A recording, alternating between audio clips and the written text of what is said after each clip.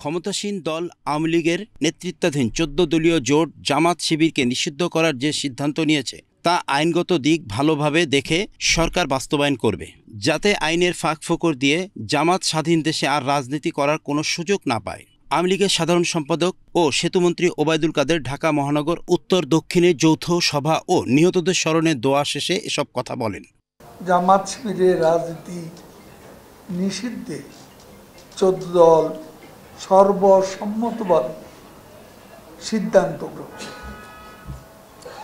এখন এই সিদ্ধান্ত বাস্তবায়ন করবে সরকার, আর বাস্তবায়নের প্রক্রিয়া কি হবে তার আইনগত দিকে দেখে শুনে সরকার শিগগিরই পরবর্তী পদক্ষেপ নেবে।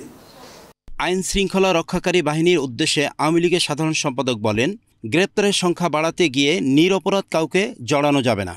অতি উৎসাহিত হয়ে যাতে নিরপরাধ কাউকে গ্রেপ্তার করা না হয় সে বিষয়ে তিনি স্বরাষ্ট্রমন্ত্রীর দৃষ্টি আকর্ষণ করেন।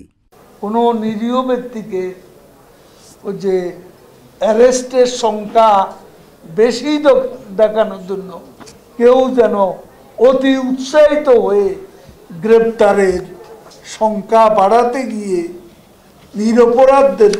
নিরপরাধী অনেককেও জড়িয়ে, এটা যেন কোনো অবস্থাতেই না হয় সে ব্যাপারে আমরা আইন প্রয়োগকারী সংস্থার কাছে বিশেষ করে মাননীয় স্বরাষ্ট্রমন্ত্রীর দৃষ্টি আমরা এই ব্যাপারে আকর্ষণ।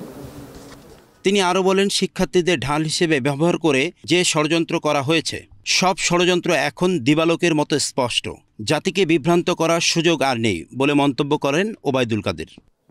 কারা শিক্ষার্থীদের ঢাল হিসাবে ব্যবহার। শেখ সোহাগ, এশিয়ান টেলিভিশন, ঢাকা।